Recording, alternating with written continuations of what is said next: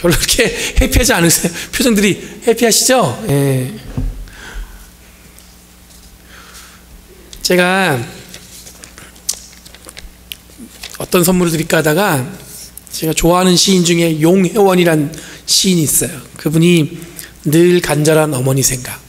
제가 목소리는 안 좋지만 여러분들 말씀을 나누기 전에 이 시를 여러분들 선물로, 마더스데이 선물로 드리겠습니다. 자식을 향한 어머니의 선한 눈빛, 부드러운 손길, 따뜻한 사랑이 세상을 살아가는 방법을 가르쳐 주었습니다. 자신보다 자식을 더 생각하는 어머니, 어머니의 사랑은 언제나 풍성합니다. 어머니의 자식도 나이가 들어가며 세상을 살아가면 갈수록 어머니의 깊은 정을 알 것만 같습니다. 늘 뵙는 어머니지만 배고픈 생각이 간절해 전화를 했더니 어머니도 내 생각을 하고 계셨습니다. 그 무엇으로도 다 표현하지 못할 어머니의 사랑. 그 사랑을 갚을 길이 없어 늘 어머니 생각이 더 간절합니다. 좋죠? 어떤 아버지가 아들한테 전화했어요. 아들이 아버지한테. 왜냐하면 아들이 생각해보니까 엄마하고는 늘 대화를 많이 해요.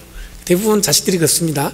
엄마하고는 늘 대화를 많이 해요. 그래서 오늘 아들이 무슨 생각이 들었냐면, 아니 아버지하고 좀 얘기를 좀 해야 되는데 마음을 고쳐먹고 아버지한테 전화해서 내가 한 번도 하지 못한 말을 해야겠다. 아버지 사랑해요. 이 말을 하려고 큰맘 먹고 전화를 했어요. 그랬더니 아버지가 딱 받아야 아버지 저예요. 그랬더니 아버지가 엄마 바꿔주마. 딱 그러는 거예요. 이 김이 확 세잖아요. 아버지 그게 아니고 아빠하고 아버지하고 얘기하고 싶어요. 그랬더니 아버지가 왜 돈 필요하냐? 아니 그게 아니고 아버지 제가요 아버지를 여태까지 하면서 키워주시고 사랑해주시고 감사하다고. 그래서 그 말을 쭉 했더니 아버지가 마지막에 말이 뭔 줄 아세요? 너 큰 사고 쳤구나. 이게 이제 어머니와 아버지와 대화는 대부분 그렇습니다. 뭐냐면 제가 여기 미국 와갖고 마더스데이 된 걸 처음 경험했잖아요. 그래서 한국은 이 어버이날, 이게 미국에서 그렇게 오긴 온 것 같은데 한국 정서에는 이게 아버지를 빼놓고 뭔가 한다는 게 이해가 안 되는 거예요. 근데 제가 이 마더스데이를 겪으면서 뭘 느꼈냐면, 전 세계에 공통적으로 남자들이 절대 따라갈 수 없는 게 있어요. 그게 뭐냐면 자식에 대한 사랑이에요. 물론 아버지의 부성애가 있긴 하지만 어머니를 따라가는 건 제가 보기엔 진짜 지난주에 우리 아들이 그 트랙이라고 학교에서 뭐 이렇게 수업을 한 게 아니라 뭐 특별 활동을 하나 한 거예요. 그래서 난 뭐 달리기나 좀 뛰는 줄 알았더니 노스 하이스쿨에서 대화가 있다서 쫄래쫄래 갔어요. 저는 가기 싫어 죽겠는데 우리 집사람이 꼭 가야 된다고 하면은 아들 응원하러 가야 된다고. 근데 갔더니 진짜 엄마들이 많이 왔더라고요. 부모들이 와서 딱 그리고 막 그냥 대여섯 개 학교가 모여서 대항을 하는데 보니까 우리 아들이 나름 대표로 뽑힌 거예요. 그래서 뛰는 거예요. 릴레이도 뛰고 롱점프 그것도 하고. 저는 뜨거운 죽겠지, 배는 고프지, 아침도 안 먹고 난 집에 가자고 자꾸 그러는데 우리 사람은 끝까지 남아서 그걸 비디오로 찍고 사진을 찍어야 된다는 거죠. 제가 그때도 깨달았어요. 이게 참 남자들이 한계는 여기 있구나. 저는 배가 고픈 거 그렇게 온통 그게 관심이 있어요. 뭘 먹어야 되는데 아무것도 안 먹고 내가 여기서. 근데 이제 보니까 즐겁긴 한데 제가 말씀드리고 싶은 건 어머님들 사랑합니다. 어머님들의 사랑이 표현을 잘 못하지만 그런 자식이 표현을 잘 못해요. 그때 어머님들 사랑하고. 제가 이 설교가 안 올라오면 한국에서 저희 어머니가 문자 와요. 왜 설교가 안 올라왔냐. 그걸 왜 보시는 겁니까? 제가 그래요. 그러니까 이게 무슨 얘기냐면 모든 어머님들은 공통적으로 자식이 잘 되는 걸 기대하죠. 자식들도 마찬가지예요. 부모한테 어떻게 인정받고 싶어서 정말 최선을 다해서 살려요. 그런데 우리가 사는 삶은 그런데 특히 어머니들한테 자식 된 우리들이 노력하는 건 뭐냐면 어머니의 사랑은 알지만 자식 된 우리로서 그냥 최선을 다해서 사는 거예요. 인정받으려고. 누구한테? 엄마한테.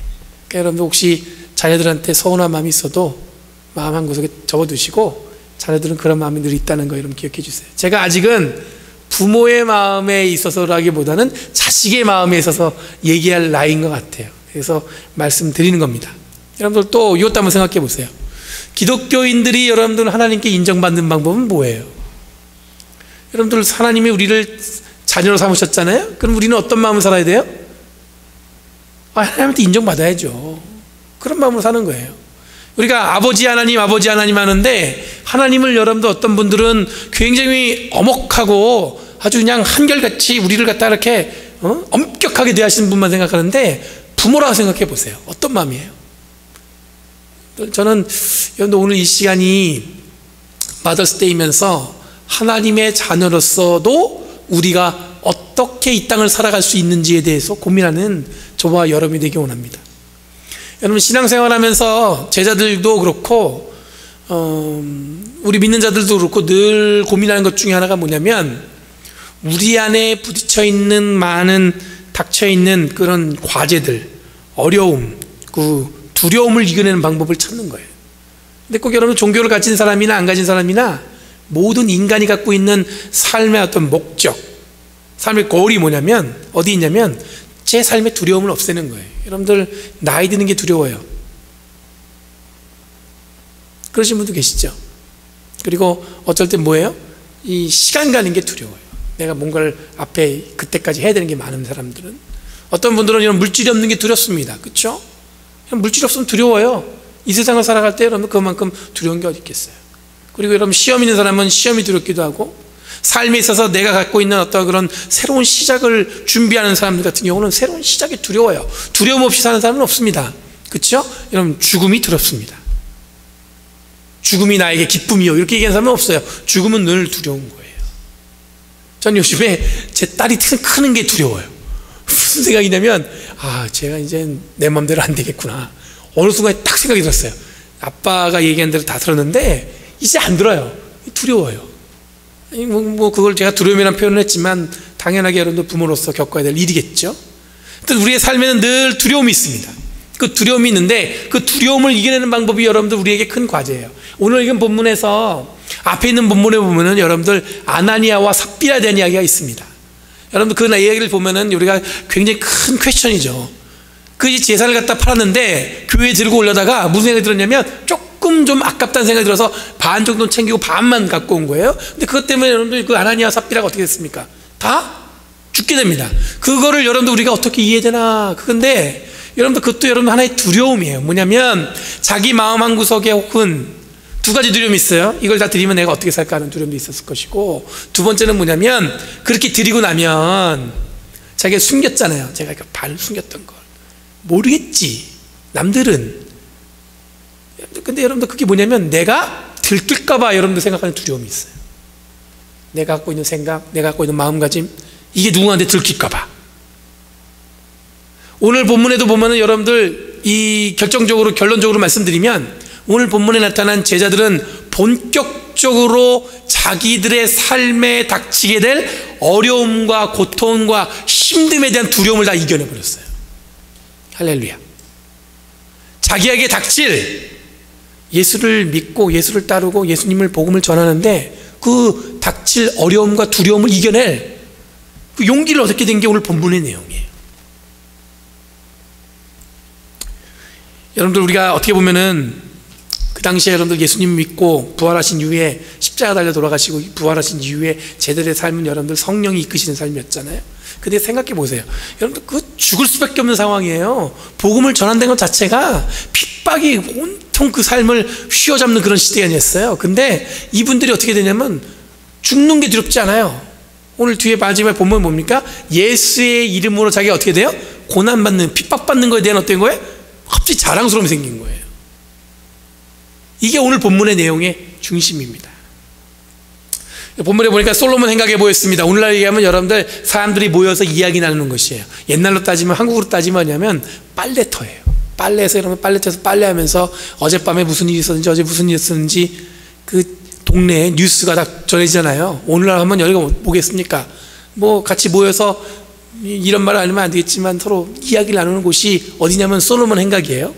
그 자리에 사람들이 막 모여갖고 있었던 얘기를 막 하는 거예요. 근데 그 자리에 있었던 제자들, 그 제자를 통해서 기적을 경험하는 사람들이 모였는데 다른 사람들은 그 자리에 끼지 못했다고 그래요. 근데 12절 말씀에 보면은 두 가지 모습이 딱 기록되어 있어요. 뭐냐면 첫 번째 뭐냐면 지속적으로 표징과 놀라운 일들이 계속 일어났어요. 기적이 계속 일어난 거예요. 놀라운 일들이 계속 일어났어요. 근데 여러분들 더 중요한 게 있어요. 뭐냐면 동시에 뭐가 또 일어났냐면 서로 한 마음이 되었다고 기록하고 있어요. 여러분 여기서 본문에 나온 얘기를 이 평행 문구 이 12절 말씀만 원어적으로 해석해 보면은요 무슨 얘기냐면 기적을 베풀어서 놀라운 일을 한 것과 모두가 다 하나 된 마음은 뭐예요? 같은 격이에요. 무슨 얘기인지 아시겠어요? 사람이 병이 나가지고 그거를 제자들이 고쳤단 말이에요. 기도로요. 예수 그리스도의 이름으로. 놀라운 일이죠. 근데 여러분 그렇게 놀라운 일이 똑같은 일인데 그게 뭐냐면 모두가 다 어떻게 됐어요? 하나 된 모습이었다는 거. 이게 두 가지가 무게가 어떻다고요? 같다는 거예요. 뒤집어서 생각해보면 무슨 얘기냐면 우리가 이 교회에서 하나 되는 것이 어떤 거예요? 기적이란 얘기예요. 무슨 얘기인지 아시겠어요? 여러분 우리가 기적이라는 게 여러분 막 병든 사람이 일어나고 막 안진뱅이가 일어나고 죽을 병에 걸린 사람이 살아나면 그게 기적이죠. 근데 더 기적은 뭐냐면 똑같은 기적 그것과 무게가 같은 하나님 볼 때 같은 기적은 뭐냐면 서로가 다 어떻게 됐어요? 하나 된 모습이 될 때. 당시 초대교회는 여러분들 이 두 가지를 갖다가 뭐라고 얘기했냐면 기적이라고 표현했습니다. 오늘날 우리 교회가 반드시 마음에 깊이 새겨야 될 이야기예요. 사람들이 어느 정도 몰려들었냐면은 베드로가 지나갈 때요 길거리에다가 자리를 깔아놓고 누웠어요. 왜? 베드로가 지나가는 그림자에 자기 몸이 비치면 어떻게 될 거예요? 자기 병이 나을 거라는 기대로. 이게 엄청난 일이에요 여러분들. 예수님 시대에도 여러분들 예수님이 지나갈 때 혈루병 걸린 여인이 옷자락을 잡은 일이 있었습니다. 근데요 지금 베드로는 어떤 능력이냐면은 예수님의 10배예요 사람들 능력 따지면. 어떻게 돼요? 걸어가는데 그 그림자가 자기한테 비치면 내가 어떻게 날 수 있다고요? 병이 날 수 있다. 그런 기대로 여러분들 다 거기다 자리를 깔아놓고 누워있는 거예요. 생각해 보세요. 이게 엄청난 일입니다 지금. 제가 이 본문을 보면서 무슨 생각이 들었냐면 야 어떻게 이런 일이 예수님이 계실 때보다도 지금 제자들에게 그 큰 능력이 막 일어난 거예요. 사람들의 믿음이 어디까지 갔냐면 저 사람의 그림자 베드로의 그림자가 나한테 스쳐가기만 해도 어떻게 돼? 내가 병이 나야 안 나요? 날 수 있다는 거예요. 굉장한 믿음이에요. 사람들이 막 인기가 막 올라가고 있다는 얘기입니다. 근데 여러분 마침 그때 어떻게 됐어요? 대제사장과 사두개인들이 어떻게 하기 시작했습니까? 시기하기 시작했다고 오늘 본문에 나왔어요. 그들에게 어떻게 했습니까? 감옥에 가둬버렸어요. 여기까지 가면 여러분 예수님께서 똑같이 여러분들 뭡니까? 예루살렘에 입성하신 다음에 여러분들 사람들한테 했던 일들과 비슷합니다. 그리고 감옥에 갇혔다는 것과 예수님이 고난받는 것까지도 비슷해요. 근데 여러분 여기서 특별한 역사가 일어나는데 뭐냐면 그날 밤에 천사가 그들에게 제자들에게 나타났어요. 그리고 하는 말이 뭐냐면 가서 성전에 서서 이 생명의 말씀을 백성들에게 남김없이 전해라. 천사의 등장은 굉장히 당혹스럽습니다. 제자들한테도 그렇고 이 본문을 읽은 우리들한테 당혹스러워요. 예수님과 비교했을 때 예수님이 고난당할 때 여러분들 천사도 뭐고 아무도 도우는 사람 없었어요. 예수님께서 십자가에 달려 돌아가시고 그 순간까지도 여러분들 어떠한 천사의 도움이 있었다는 얘기는 성경에 찾아볼 수가 없습니다. 근데 제자들이 감옥에 갇혔을 때 천사들이 나타나갖고 그들을 어떻게 했어요? 옥문에서 감옥에서 끌어내갖고 여러분들 그 어디에요? 회당으로 가서 말씀을 가르치게끔 인도해요. 제사장들과 사람들이 모였습니다. 그 제자들을 신문하기 위해서. 그래서 데려오라고 시켰습니다. 그랬더니 갔다 온 그 수비 대장들이 하는 얘기가 뭐냐면 재밌는 게 뭐냐면 옥문에 자물쇠는 그대로 잠겨있는데 사람이 있어요 없어요 안에?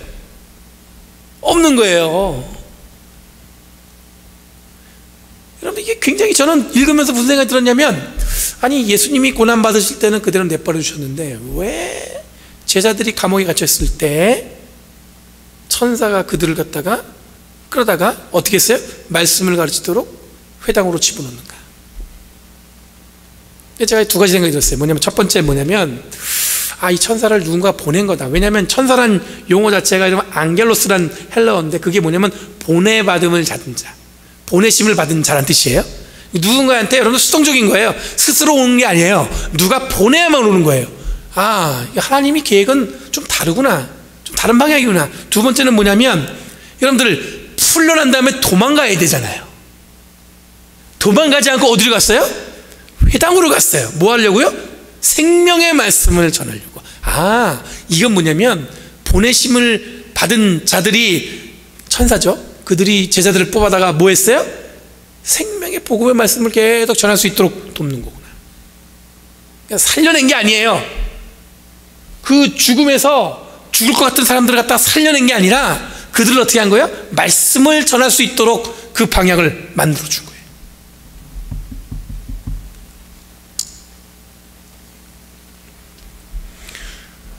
여러분, 성령의 임재를 경험한 제자들이 이 상황에서 굉장히 바뀌었습니다. 뭐냐면 감옥에서 풀려났으면 저 같으면 도망갔습니다. 저 멀리 우리를 붙들지 않는 곳으로 향해서. 근데 그들은 가서 회당에 가서 생명의 말씀을 전했어요.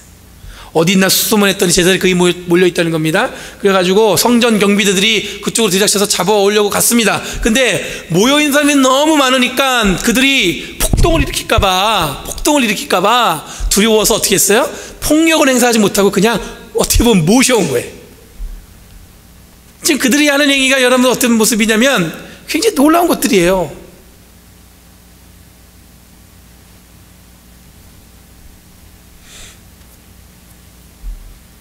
여러분, 감옥에서 어떻게 보면 천사에서 풀려났던 사람들은 더 힘을 내서 복음을 전했습니다. 기적과 하나님이 함께 하심을 경험하게 되면서 더더욱 그들을 사로잡았던 두려움들은 다 사라지기 시작했습니다. 확신과 기쁨에 차서 복음을 전했더니 사람들이 더욱더 몰려들었습니다. 그래서 이 성전 경비대 이 사람들은 그들을 어떻게 했어요? 잘 모셔왔어요.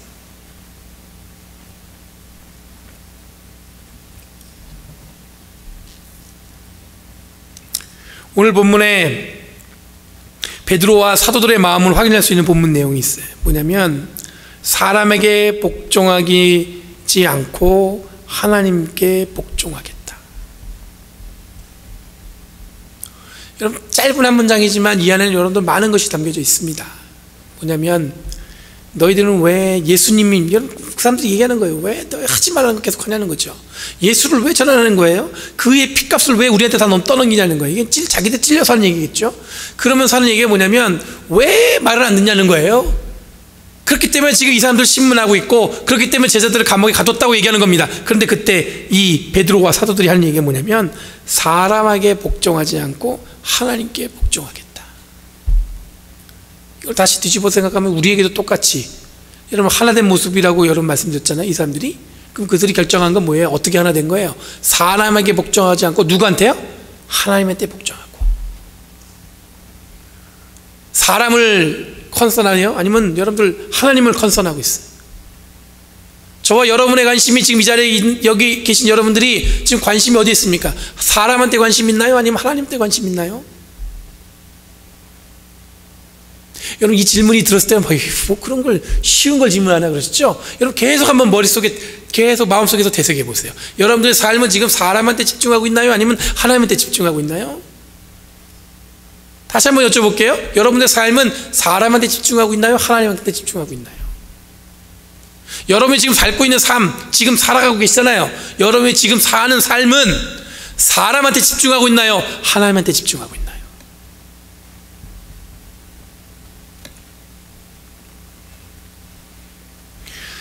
제자들이 사람에게 집중했다면 여러분 이 순간은 두려움으로 그들을 사로잡았을 겁니다. 근데 제자들은 두렵지가 않아요. 하나님께 집중하고 있기 때문에.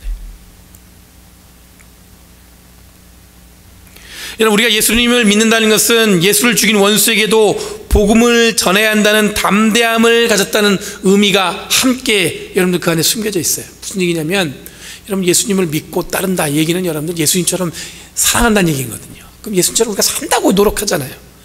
우리가 크리스찬이면 그리스도인, 그게 뭐냐면 예수를 믿는 사람, 예수님처럼 사는 사람, 그런 뜻이잖아요. 그럼 여러분들 예수님께서 보여주셨던 그 삶대로 살아가는 게 우리가 마땅히 해야 할 일이잖아요. 그럼 그 안에는 여러분들 뭐가 담겨져 있냐면, 여러분들 세상이 움직이는 대로 우리의 삶을 그들이 끌고 가는 대로 가는 게 아니라 하나님이 계획하신 대로 그렇게 가는 거예요.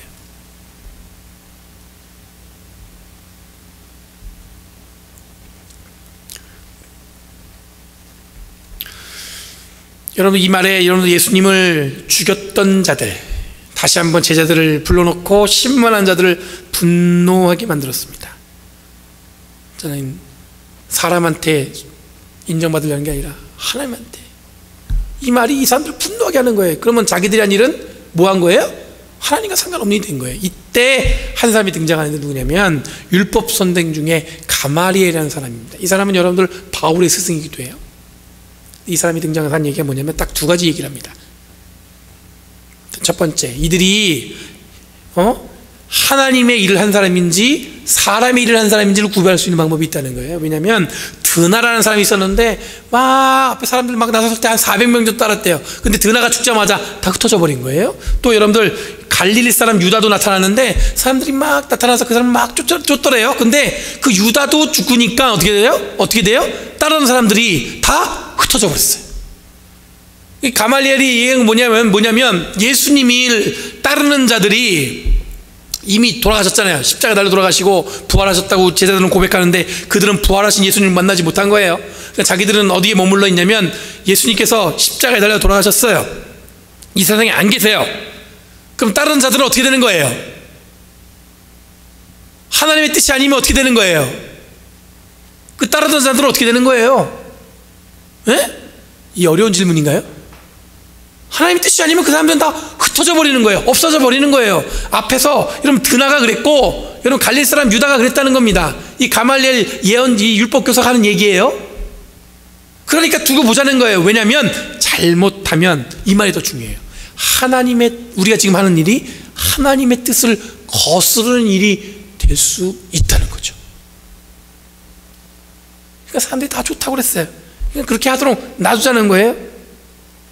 더불어 하나의 의미를 더해서 만약 베드로와 제자들이 계속해서 지속되면 여러분 아까 말씀드린 대로 하나님의 이들을 괴롭히는 게 방해하는 일이 되기 때문에 여기서 조심하자는 얘기예요.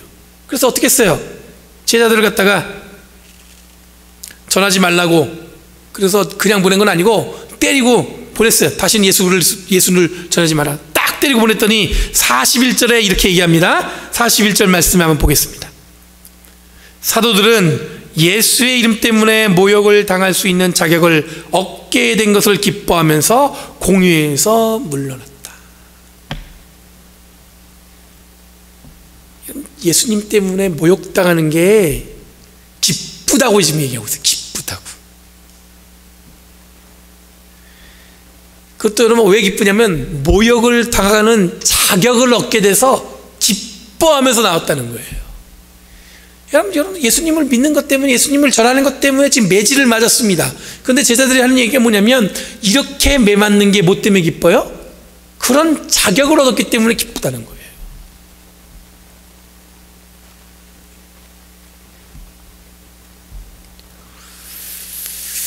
저는 이 본문에서 계속 머물렀어요. 왜냐면 계속 생각하는 거예요. 왜냐면 이 얘기가 무슨 얘기냐면 내가 예수님을 믿는 것 때문에 고난받거나 고통받거나 어떤 어려움을 당하는 걸 어떻게 생각해야 되면 그만한 자격이 나한테 생겼다고 생각하는 거라는 거죠. 그것 때문에 또 어디까지 가야 돼요? 기뻐해야 돼요. 여러분 예수님을 전하는 것 때문에 고난받고 고통받는 자격을 얻는 것을 생각해 보신 적이 있으세요? 그리고 그거를 여러분 기뻐할 수 있다고 생각해 보신 적이 있으세요? 오늘 말씀적인 메목이 무엇이 변하는가라고 여러분들 제가 나누고 있는데, 여러분 오늘 제자들이 변한 건 뭐냐면 일단은 그들에게 닥친 고난과 두려움이 여러분들 이제는 두려움이 더 이상 아니에요. 그들을 붙들고 있는 여러분들 어떻게 보면은 예수님을 전하는 것 때문에 자기에게 닥치는 어떤 불이익이나 이런 것들이 자기들을 해할 거를 갖다가 두려워하지 않아요. 그게 다 뭐예요? 이들한테는 기쁨이에요. 고난받으면 더 좋아요. 왜냐하면 예수님 때문에 내가 뭘 얻었어요? 고난받을 자격을 얻었어요. 핍박받을 자격을 얻었어요. 그러니까 어떻게 돼요? 그것 때문에 기뻐하는 거예요. 한번 생각해 보세요. 여러분 예수님 믿는 것 때문에 핍박받은 적 있으세요? 내가 예수 그리스도를 믿는다는 것 때문에 여러분의 직장이나 아니면 여러분의 사회생활이나 여러분의 가족 가운데서 핍박받은 적 있으세요?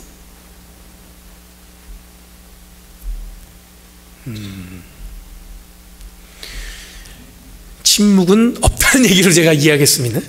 예? 여러분 스스로 혹은 여러분 교회 다니는 걸 숨긴 적은 있으세요? 부끄러워서 교회 다니는 얘기 하지 말아야지 내가.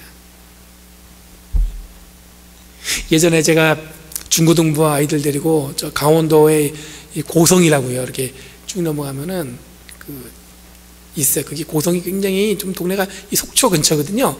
그게 굉장히 좀 뭐랄까 개발을 안 해가지고 아주 좀 옛날에 그 고대 자연이 그대로 보존된 곳이에요. 개발을 기껏한 게 뭐냐면 거기에 뭐 보이스카우트 수련회장이 있어요. 그래서 저희 지방 수련해가지고 전체 한 20개 교회가 연합을 해서 중고등부를 데리고 한 200명 애들 데리고 갔어요.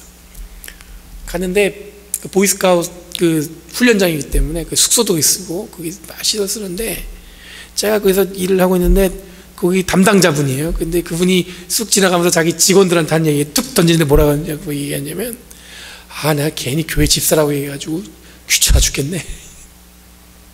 무슨 얘기인지 아세요? 수련회를 이용하면 얼마나 요구사항이 많겠어. 이것 떼달라 저것 떼달라 이것 떼달라. 그런데 자기도 교회 집사라고 그랬다가 지금 그 얘기를 했더니 그 요구가 더 세진 거예요. 이게 이만큼. 그러니까 뭐라고 얘기하냐면 내가 괜히 집사라고 얘기했더니 귀찮아 죽겠네. 이제 디토스가 여기가 그분은 제가 있는지 없는지 모르고 그냥 제가 목사같이 안 보이니까 그때 뭐 제가 신학생이었으니까 뭐 그렇게 보였겠어요. 그 얘기 딱 듣는 순간 제 마음에 뭔가 이렇게 돌덩어리 하나 탁 걷는다는 느낌이에요.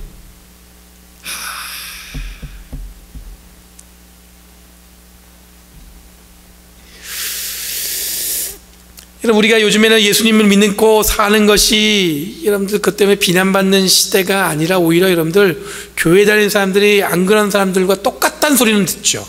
뭐 교회 안 다니는 사람이랑 똑같네. 근데 여러분들 그게 여러분들 우리에게 주어진 굉장한 날카롭고도 안타깝고도 어떻게 보면 심각한 이야기입니다. 그게 예수를 믿음으로 모욕당할 자격이 우리에게도 주어졌다고 여러분들 우리가 말씀할 수 있는데 우리도 예수님 믿으니까 그렇게 모욕을 당할 수 있어야 되는데 여러분 우리가 지금 당하는 모욕은 다른 거예요. 무슨 얘기냐면 예수님을 온전히 믿고 그것 때문에 우리의 삶을 헌신해서 사는 거 때문에 여러분들 모욕당하는 게 아니라 핍박당하는 게 아니라 뭐예요? 다르지 않기 때문에.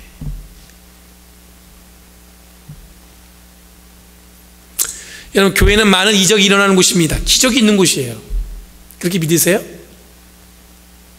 정말 교회는 많은 기적이 있는 곳입니다. 여러분 믿음을 통해서 여러분 많은 기적들이 우리 삶에서 일어날 줄 믿습니다.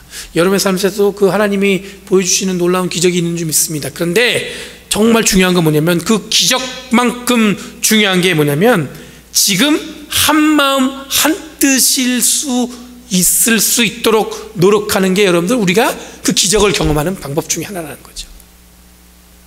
초대교회 때도 여러분들 서로가 한마음 된 것을 기적과 똑같은 무게로 이야기하고 있습니다. 근데 여러분 지금도 마찬가지인 거예요. 우리가 한마음 한뜻으로 그래야 되는데 여러분들 같은 교회 다니는데 이런 교회 다니는 사람마다 교회를 얘기하는 방법이 달라요. 저를 요즘에 굉장히 불편하게 하는 게 여러분들 제가 여러분한테만 얘기하는 거예요. 어디 가서 얘기하시면 안 돼요. 이러면 꼭 얘기하셔. 근데 재밌었어요? 왜 그러냐면 제 마음이 불편한 것 중에 저기 목사의 모임이라고 목사님들이 모여요. 그 모이면 그 안이 여러분 그 얘기 나오는 게 즐겁고 행복해야 되는데 제가 늘 마음에 이만한 돌덩어리 하나를 갖고 와요. 무슨 얘기냐면 불편하다는 얘기예요. 불편하다는 얘기예요. 그래서 왜 불편하냐 했더니 여러분 우리가 이 작은 동네 사니까 교회가 이게 있잖아요. 그러니까 은근히 그런 게 있나 봐요. 뭐라고 하죠? 우리 교회가 더 낫다는 걸 자꾸 드러내보고 싶은 게 있어요. 저 이렇게 듣다 보면은 저런 얘기는 뭐 이렇게 하시나 뭐 이런 거 있어요. 그러니까 그냥 우리 교회 우리 교회 좋다는 얘기 할 수 있어요. 근데 좋다는 얘기 안 좋다는 얘기 쭉 하는데 남의 교회까지 얘기하면 안 되는 거예요. 자기 교회만 얘기해도 이쪽에.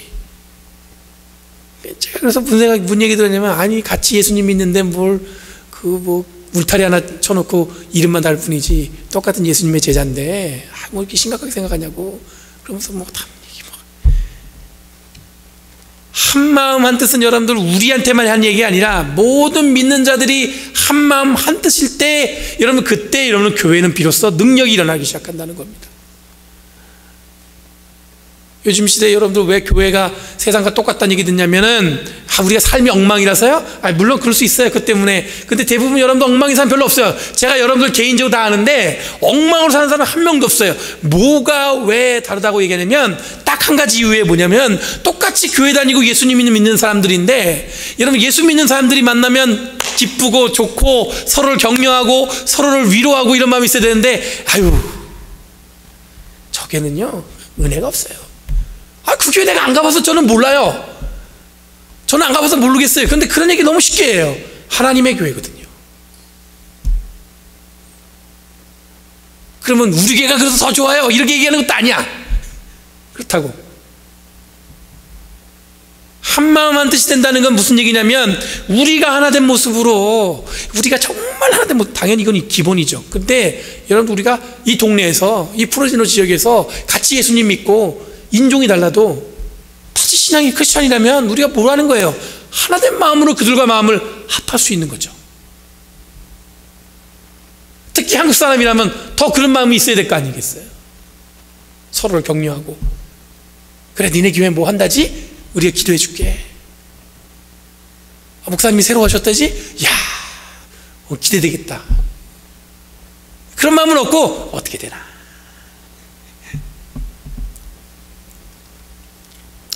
예전에 어디 세미나 갔는데 어떤 목사님이 솔직하게 얘기하시더라고요. 뭐냐면 교회에 새벽 예배 설교에 모든 혼신을 쏟는 목사님들이 있대요. 왜냐하면 이 돌아다니는 교인들이 새벽 예배를 쭉 방문하잖아요. 방문하면은 여러분들 그 새벽 예배 설교를 듣고 교회를 정한다는 거죠.